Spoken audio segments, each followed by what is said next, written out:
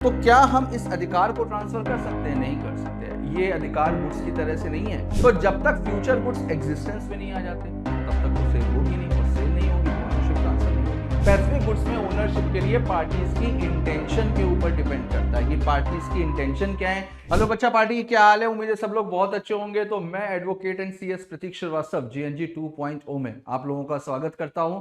तो last turn पर हमने यूनिट 2 को कंप्लीट किया था और मुझे पूरी उम्मीद है कि जो मेरा होमवर्क था आपके लिए वो आपने कंप्लीट भी कर लिया होगा। और जैसा कि मैं बीच बीच में स्टूडेंट्स को बोलता हूं कि जो भी डाउट हो वो डाउट मेरे को बताते रहना, ठीक है। तो कुछ बच्चों ने कुछ डाउट पूछे थे, तो क्लास शुरू करने से पहले कुछ डाउट एक बार डिस्कस कर लेते हैं, क्योंकि डाउट का फायदा सभी को ही होता है ना। डाउट का फायदा सभी को ही होता है। हो सकता है कि जिस बच्चे ने डाउट पूछा है सेम डाउट आपका भी हो, तो डाउट में कभी भी टाइम वेस्ट नहीं होता है ना। तो एक बार फटाफट से देख लेते हैं। हाँ, तो रंजीत ने डाउट पूछा था कि sale of goods act module से उसने पढ़ा था, तो एक वर्ड जो है वो थोड़ा समझ में नहीं आया, other than actionable claim. Other than actionable claim, तो एक बार उसको डिस्कस कर लेते हैं। देखो,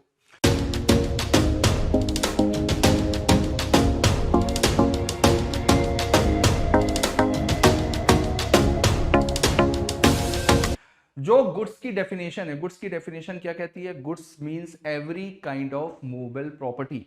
हर जितनी भी तरीके की मूवेबल प्रॉपर्टी होती है, every kind of movable property, वो गुड्स की डेफिनेशन में आती है। यानी कि इमूवेबल प्रॉपर्टी नहीं आती है, सारी की सारी मूवेबल प्रॉपर्टी आती हैं।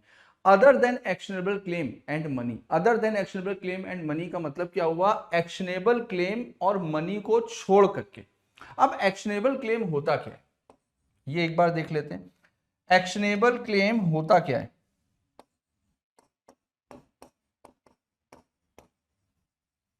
एक्शनेबल क्लेम, देखो, एक्शनेबल क्लेम का मतलब होता है ऐसे क्लेम्स जिनके ऊपर हम एक्शन ले सकते हैं। ऐसे क्लेम्स जिनके ऊपर हम एक्शन ले सकते हैं, यानी कि अगर हमने किसी को कोई भी पैसा उधार दिया है,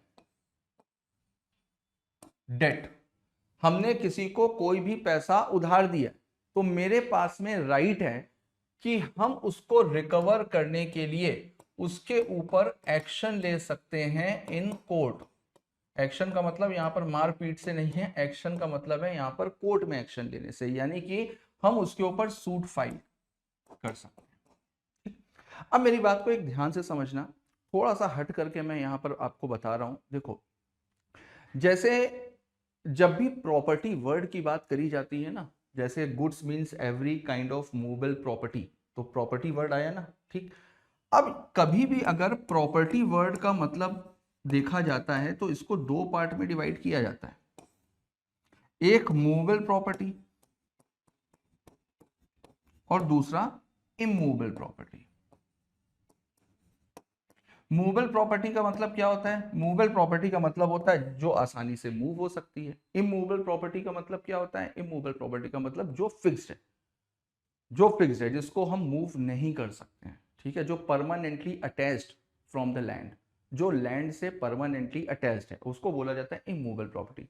तो बेटा एक चीज समझना मेरी बात को, जो प्रॉपर्टी का नेचर होता है, उस प्रॉपर्टी से मिलने वाले जो बेनिफिट्स हैं और उस प्रॉपर्टी से मिलने वाले जो राइट्स हैं, यानी कि अधिकार, उन राइट्स का भी नेचर सेम प्रॉपर्टी जैसा होता है। जैसे फॉर एग्जांपल मान लीजिए कि मेरा एक फ्लैट है, तो फ्लैट क्या हो गया? इमूवेबल प्रॉपर्टी हो गया। मैंने उस फ्लैट को रेंट पर चढ़ाया, रेंट पर उठाया, और मुझे उससे हर महीने 30,000 रुपए का रेंट मिल रहा है, तो रेंट उस फ्लैट से मिलने वाला एक बेनिफिट हो गया। तो जो ये जो रेंट है ना, ये रेंट क्या कहलाएगा? Immovable property. अगर एक तालाब है, उस तालाब में बहुत सारी मछलियां हैं, तालाब का नेचर क्या है? इमूवेबल है, तालाब को मूव तो कर नहीं सकते। तालाब में बहुत सारी मछलियां हैं, तो जब तक वो मछलियां तालाब में हैं, तो मछलियां तो बेनिफिट हो गई ना तालाब का, तो मछलियां भी क्या कहलाएंगी? Immovable property. तो जो प्रॉपर्टी का नेचर होता है, उससे अगर हमको कोई भी बेनिफिट मिल रहा होता है या उससे रिलेटेड कुछ अधिकार मिल रहे होते हैं, उनका भी नेचर सेम प्रॉपर्टी जैसा होता है, उसको भी सेम प्रॉपर्टी की तरह से ट्रीट करते हैं। तो इसी वजह से यहां पर एक्शनेबल क्लेम लिखा है। क्यों? क्योंकि यहां पर बोला गया है ना कि every kind of movable property, हर तरीके की मूवेबल प्रॉपर्टी। लेकिन अगर देखा जाए तो भाई मेरे पास में पैसे हैं, तो पैसे क्या हो गए? मूवेबल हो गए। हमने उस पैसे को किसी को उधार दिया है और अब वो वापस नहीं कर रहा है, तो मेरे पास में ये अधिकार तो है कि हम उससे पैसे रिकवर करने के लिए कोर्ट में जा सकते हैं। ये कि ये राइट हो गया ना, तो क्या हम इस अधिकार को भी गुड्स की डेफिनेशन में शामिल करेंगे? इसी वजह से स्पेसिफिकली लिखा हुआ है नहीं, ये अधिकार आपको मिल रहा है।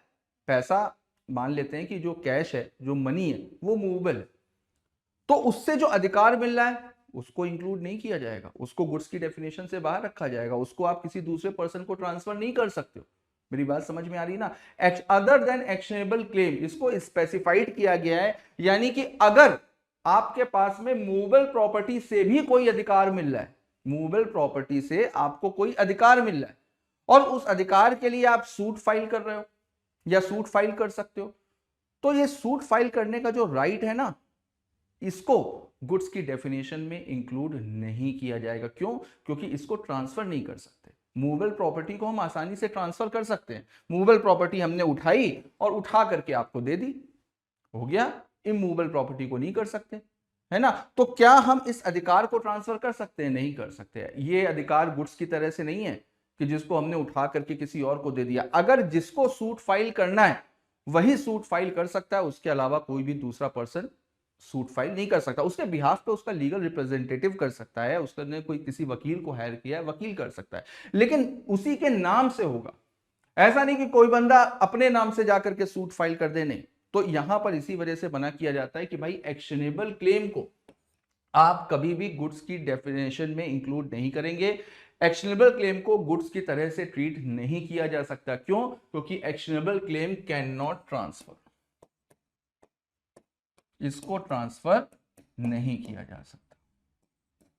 मेरी बात समझ में आई ना? ठीक है, तो एक्शनेबल क्लेम का मतलब क्या हो गया? सबसे पहले एक्शनेबल क्लेम का मतलब समझा हम लोगों ने, ऐसे क्लेम्स जिसके ऊपर हम एक्शन ले सकते हैं, ऐसे डेट्स, ऐसे उधार जो हमको वापस नहीं मिल रहे हैं और उसके ऊपर हम एक्शन ले सकते हैं। जैसे सपोज करो कि मैंने किसी को फ्लैट रेंट पे दिया, अभी मैंने एग्जांपल दिया, अब वो बंदा मेरे को रेंट ही नहीं दे रहा है, तो मेरे पास में राइट है ना कि मैं उसके ऊपर सूट फाइल करके उससे पैसे रिकवर कर सकता हूं।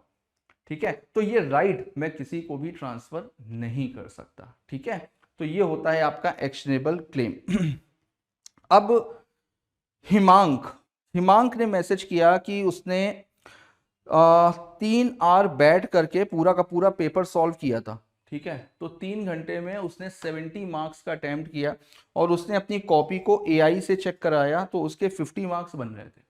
ठीक है, तो 50 मार्क्स बन रहे थे, तो इसका मतलब अगर 70 का अटेम्प्ट किया और 70 में से आपके 50 आ रहे हैं तो अच्छा है। 70 में से 50 अगर आ रहे हैं तो अच्छा है, लेकिन एआई की चेकिंग और आईसीएआई की चेकिंग में थोड़ा सा फर्क होता है।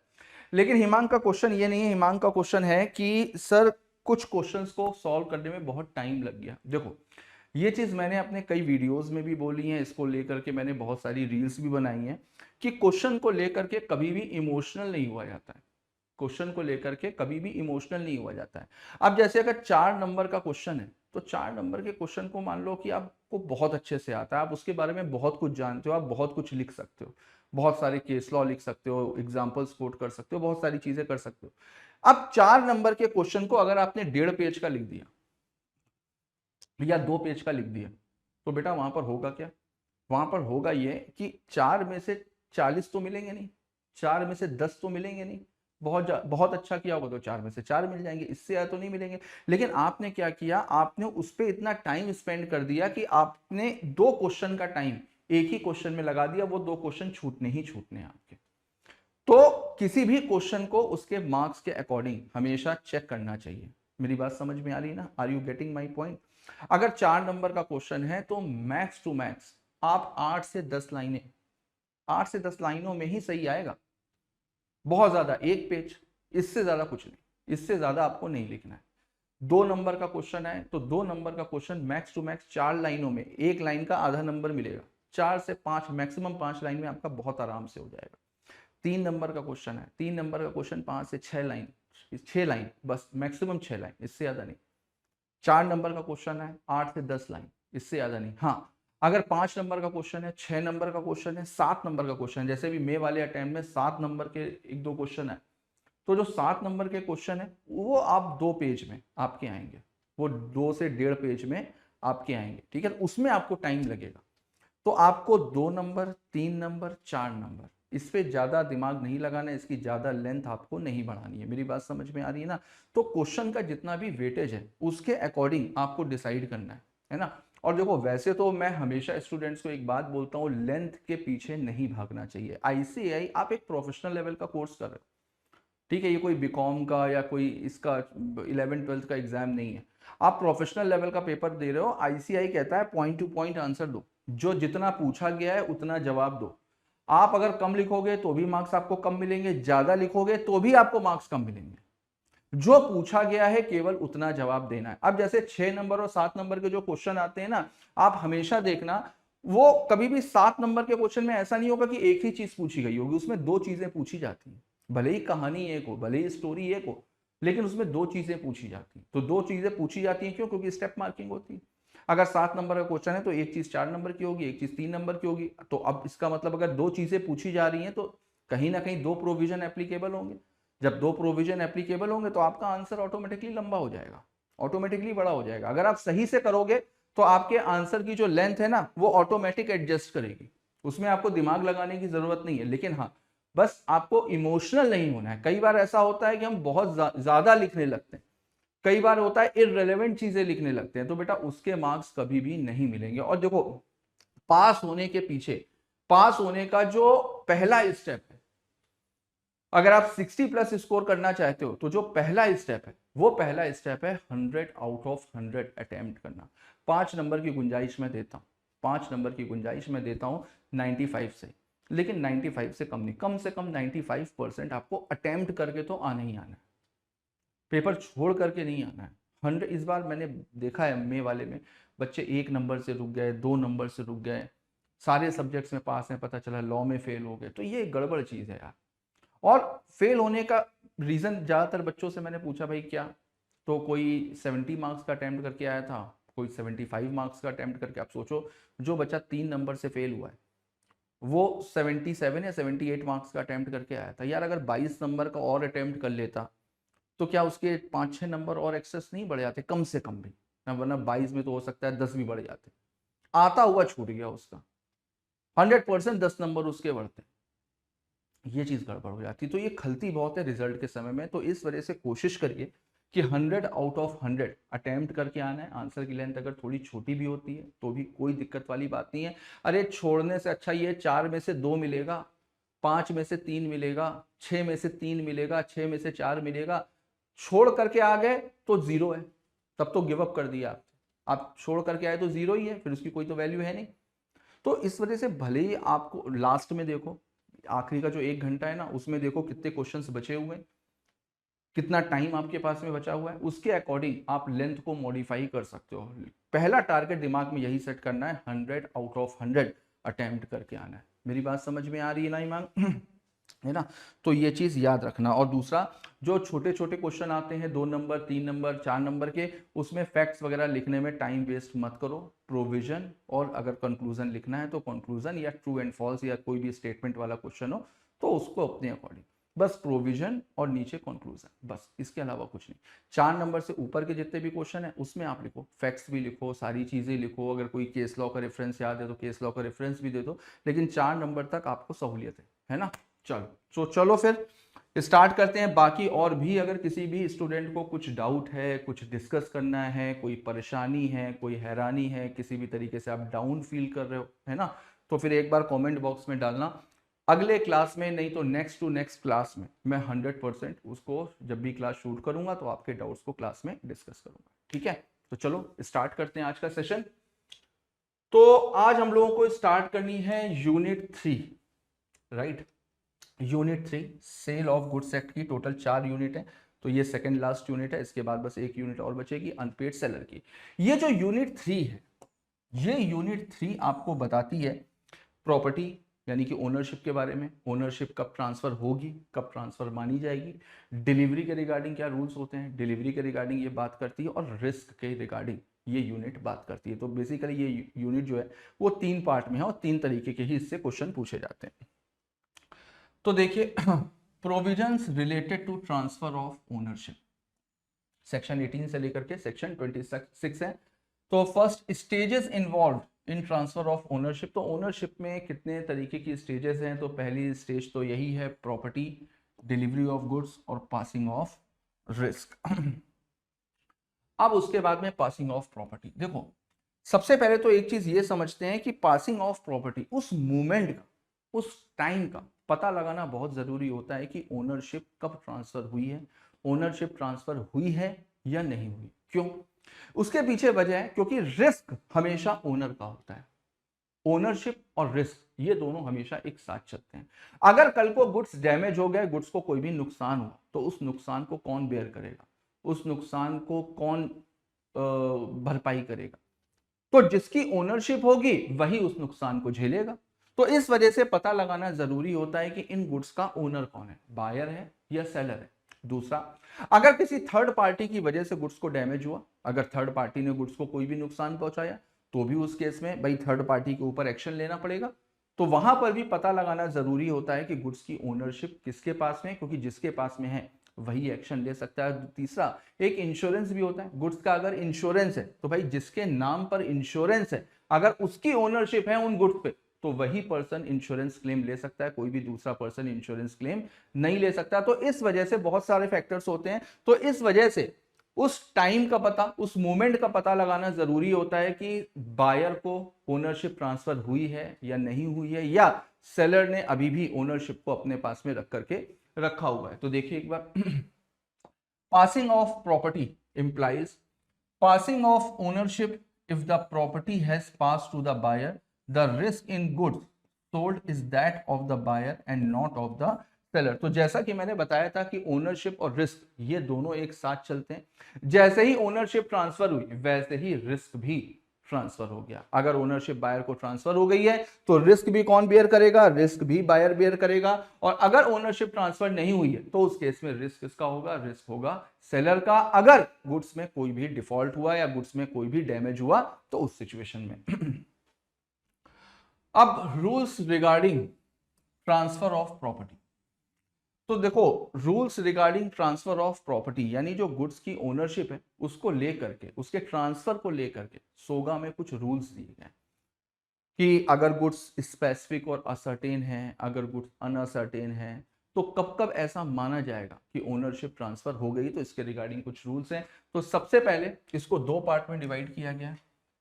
सबसे पहले आइडेंटिफिकेशन ऑफ गुड्स और दूसरा इंटेंशन ऑफ पार्टीज। सबसे पहले देखते हैं आइडेंटिफिकेशन ऑफ गुड्स। तो देखो अगर गुड्स अनसर्टेन है या फ्यूचर भी है मान लो, तो जब तक फ्यूचर गुड्स एग्जिस्टेंस में नहीं आ जाते तब तक तो सेल होगी नहीं, और सेल नहीं होगी तो ओनरशिप ट्रांसफर नहीं होगी। अगर गुड्स अनसर्टेन है तो बल्क में है, अभी भाई बल्क में है तो हमें क्या पता इसमें से क्या चीज हमको मिलेगी। तो जब तक अनसर्टेन गुड्स असर्टेन नहीं हो जाते हैं तब तक ओनरशिप ट्रांसफर नहीं होगी। तो सबसे पहले तो गुड्स को आइडेंटिफाई करना पड़ेगा। Goods must be ascertain in order to pass the property in goods to the buyer.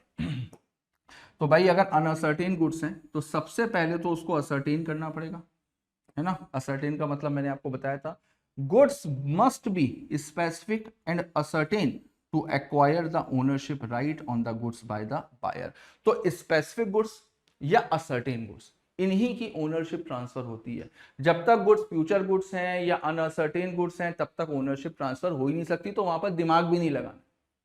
अगर कभी भी ट्रांसफर ऑफ ओनरशिप को लेकर के हो तो भाई या तो गुड्स स्पेसिफिक होंगे, असर्टेन होंगे, है ना। लेकिन अगर अनअसर्टेन है, फ्यूचर गुड्स हैं, तो फिर वहां पर हमें ओनरशिप में दिमाग ही नहीं लगाना। क्यों? क्योंकि वहां पर ओनरशिप ट्रांसफर होगी नहीं। अब देखो ओनरशिप ट्रांसफर हुई है या नहीं हुई है, ये बेसिकली पार्टीज की इंटेंशन के ऊपर पता डिपेंड करता है। पार्टीज की इंटेंशन क्या है ओनरशिप को ट्रांसफर करने को लेकर के। अब इंटेंशन होती क्या है, इंटेंशन मैंने कई बार बताया, इंटेंशन आदमी की सोच होती है। अब सोच दिखाई थोड़ी ना पड़ती है। सामने वाला आदमी पता नहीं क्या सोच रहा है, हमें क्या कैसे पता चलेगा? तो यहां पर जो इंटेंशन ऑफ पार्टीज है वो कैसे पता चलेगी, उसकी सोच कैसे पता चलेगी? उसके कंडक्ट से, उसकी हरकतों से, उसके एक्ट से, कि वो जिस तरीके का एक्ट कर रहा है, जिस तरीके का कंडक्ट कर रहा है, उसके कंडक्ट को देखते हुए पता चलेगा, सर्कमस्टेंसेस को देखते हुए पता चलेगा कि ओनरशिप ट्रांसफर हुई है या नहीं हुई है। तो देखो, property in goods is transferred at the time when parties intend it to be transferred। तो जब पार्टीज की इंटेंशन होगी, अब इंटेंशन कैसे पता करेंगे? तो सबसे पहले तो कॉन्ट्रैक्ट की टर्म्स और कंडीशंस में अगर लिखा हुआ है तब तो कोई बात ही नहीं, तब तो दिमाग ही नहीं लगाना। क्यों? क्योंकि अगर कॉन्ट्रैक्ट की टर्म्स और कंडीशन में लिखा हुआ है तो फिर हम वहां पर कुछ भी दिमाग नहीं लगाएंगे, जो लिखा है वैसे ही माना जाएगा। दूसरा, कंडक्ट ऑफ द पार्टीज, मैंने बताया पार्टीज कंडक्ट कैसा कर रही हैं, एक्ट कैसा कर रही हैं। और तीसरा, सर्कमस्टेंसेस ऑफ द केस, हर एक सिचुएशन में अलग अलग होती है, हर एक केस के सर्कमस्टेंसेस अलग होते हैं। तो सर्कमस्टेंसेस को देख करके हम पता लगाते हैं कि ओनरशिप ट्रांसफर हुई है या नहीं हुई है। आगे देखेंगे, primary rules for determination of passing of property from seller to buyer. सबसे पहले, passing of property in cases of specific और असर्टेन गुड्स। तो अगर गुड्स स्पेसिफिक और असर्टेन है तो प्रॉपर्टी कैसे ट्रांसफर होगी? तो यहां पर वही चीज है जो मैंने आपको बताई, पार्टीज की इंटेंशन के ऊपर डिपेंड करता है ना, पार्टीज की इंटेंशन के ऊपर डिपेंड करता है। अब passing of property in cases of specific ascertained goods, conduct of parties और circumstances of the case, parties की कंडक्ट और सर्कमस्टेंसेस के से पता चलता है। अब different stages of goods while passing of property under this category. तो देखो, अब जो स्पेसिफिक गुड्स हैं, अगर स्पेसिफिक गुड्स की अभी हम बात कर रहे हैं तो स्पेसिफिक गुड्स में भी ये सिचुएशन होती है कि गुड्स डिलीवरी के लिए रेडी हैं या नहीं है। अगर गुड्स डिलीवरी के लिए रेडी हैं तो अलग रूल है, अगर गुड्स को डिलीवरी के लिए रेडी किया जाना है तो उसके लिए अलग रूल है। तो यहां पर ऐसा नहीं कि स्पेसिफिक गुड्स है तो तुरंत की तुरंत ओनरशिप ट्रांसफर हो गई ना, वहां पर भी सिचुएशन है, वहां पर भी सिचुएशन है कि गुड्स क्या डिलीवरेबल स्टेट पे है। डिलीवरेबल स्टेट का मतलब क्या होता है? डिलीवरेबल स्टेट का मतलब होता है डिलीवरी के लिए रेडी, बिल्कुल तैयार, सज धज करके नहा धो करके तैयार, डिलीवरी के लिए रेडी है। ठीक है, तो एक होता है put into deliverable state. Put into deliverable state का मतलब उसको डिलीवरी स्टेट में लाना है, यानी उसको डिलीवरी के लिए रेडी करना है। तो सबसे पहले देखते हैं specific goods in deliverable stage. तो property in goods passes to the buyer when the contract is made. तो अगर गुड्स डिलीवरी के लिए रेडी हैं तो फिर जिस समय कॉन्ट्रैक्ट बन रहा है, जिस समय कॉन्ट्रैक्ट बन रहा है बिटवीन बायर एंड सेलर, तो वहां पर मान लिया जाएगा कि ओनरशिप ट्रांसफर हो गई। मेरी बात समझ में? अगर गुड्स स्पेसिफिक है और डिलीवरी के लिए रेडी भी है तो फिर उस सिचुएशन में जैसे ही कॉन्ट्रैक्ट बना वैसे ही मान लिया जाएगा कि ओनरशिप ट्रांसफर हो गई। पेमेंट हो रही है, नहीं हो रही है, डिलीवरी हो रही है, नहीं हो रही है, पोजीशन ट्रांसफर हो रहा है, नहीं हो रहा है, ये अलग चीज है। मैंने आपको बताया ओनरशिप अलग चीज है, पोजीशन एक अलग चीज है, पेमेंट एक अलग चीज है। इंपॉर्टेंट क्या होता है सेल के लिए? ओनरशिप। मोस्ट इंपॉर्टेंट चीज क्या? ओनरशिप, है ना। तो यहां पर देखिए, irrespective of time of the payment और डिलीवरी और बोथ। ठीक है, एग्जांपल देख लेते हैं। X buys a washing machine and ask for home delivery. ठीक है, उसने वॉशिंग मशीन ली और उसने होम डिलीवरी के लिए पूछा। The washing machine immediately becomes the property of the x. तो यहां पर जैसे ही वॉशिंग मशीन का कॉन्ट्रैक्ट बना, उसने खरीद ली, अभी तो होम डिलीवरी होगी या नहीं होगी वो तो बात की बात है, वो होती है तो ठीक है, नहीं होती है तो ठीक है, लेकिन इमीडिएट ओनरशिप यहां पर उसको ट्रांसफर हो जाएगी। आगे देखते हैं। अब specific goods to be put in deliverable stage, यानी गुड्स अभी डिलीवरी के लिए रेडी नहीं है, गुड्स को डिलीवरी के लिए तैयार करना है। तो भाई यहां पर ओनरशिप कब ट्रांसफर होगी? तो जब गुड्स डिलीवरी के लिए रेडी हो जाएंगे और इस बात की जानकारी हम बायर को दे देंगे, इस बात की जानकारी, इस बात का नोटिस हम बायर को दे देंगे कि गुड्स डिलीवरी के लिए रेडी। देखो, when there is a contract for the sale of specific goods, seller is bound to do something to the goods for putting them into the deliverable state. The property does not pass until such thing is done and buyer has notice thereof. जैसे मैंने आपको बोला कि क्या आप मेरी car खरीदोगे, आपने कहा कि सर कार तो खरीद लेंगे, ठीक है, कोई दिक्कत वाली बात नहीं। आप एक काम करो, कार की आप सर्विस करवा दो, कार की आप वॉशिंग करा दो, और जब कार की सर्विस हो जाए, वॉशिंग हो जाए तो आप मेरे को बता देना।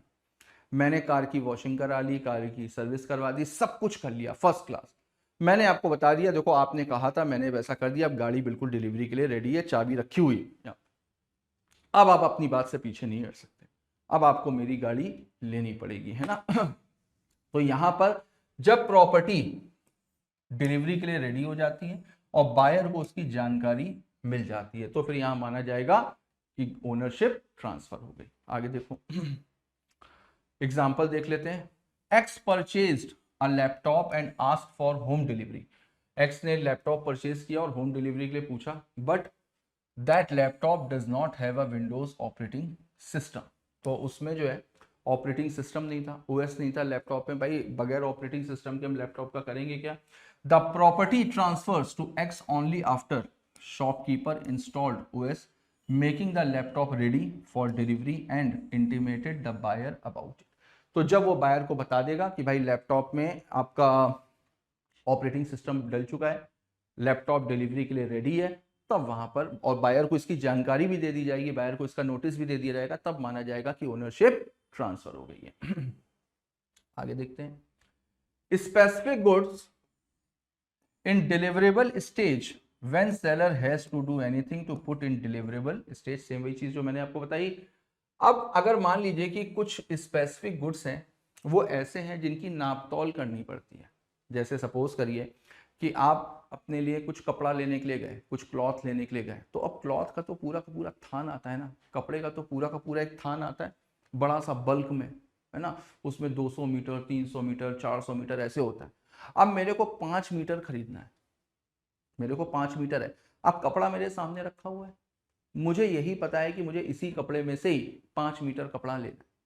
जब मेरे कहने से जो शॉपकीपर है, जो मेरे कहने से जो सेलर है, उसमें से जब वो 5 मीटर काट देगा, तो मेरे कहने से उसने 5 मीटर काट दिए ना, और 5 मीटर काटने के बाद ही तो उसका प्राइस हम आइडेंटिफाई करेंगे।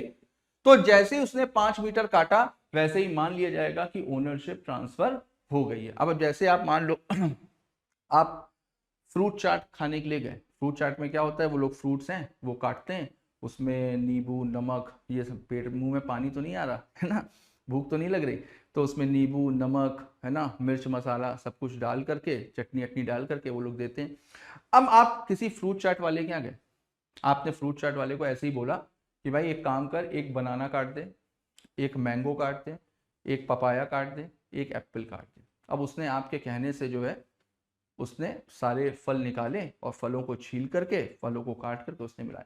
अब आप उससे कह रहे हो मेरा पेट भरा हुआ है नहीं, तो अब मन नहीं कर रहा, वो क्या करेगा, आपको जाने देगा? बिल्कुल जाने नहीं देगा, आपको वहां पर पकड़ करके बैठा लेगा, पहले पैसे दो, खाओ या ना खाओ पहले पैसे दो। बिल्कुल वाजिब है, बिल्कुल वाजिब है। अगर कल को ये मैटर कोर्ट में चला गया तो वो केस जीत जाएगा। क्यों? क्योंकि उसने आपके कहने से फलों को निकाला, काटा, अलग किया। अब वो फल उसके किस काम के अगर आप नहीं लोगे, पता नहीं कोई दूसरा बंदा एप्पल, मैंगो, पपाया और बनाना ये सब खाए कि ना खाए।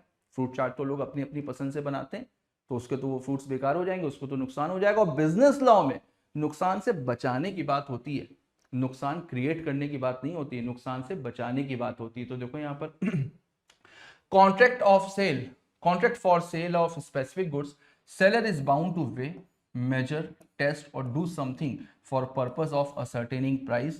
Then the property in goods passes to the buyer only when such thing is done and buyer has notice of it. तो वेट है, मेजरमेंट है, जब ये हो जाएगा और इसकी जानकारी बायर को होगी। अब यहाँ पर तो बायर सामने ही खड़ा हुआ है, तो कोई दिक्कत वाली बात नहीं। अगर बायर नहीं है तो बायर की नॉलेज में डालना पड़ेगा, बायर को नोटिस देना पड़ेगा, और जैसे ही वेट मेजरमेंट हुआ, बायर को नोटिस दे दिया, मान लिया जाएगा कि ओनरशिप ट्रांसफर हो गई। तो यहां पर अभी तक हम लोग, बच्चों को कंफ्यूजन क्या होता है ना, specific goods, ascertained goods, uncertain goods, इन सब में प्रॉब्लम होती है। फ्यूचर गुड्स, कॉन्टीजेंट गुड्स, इन सारी चीजों में प्रॉब्लम होती है।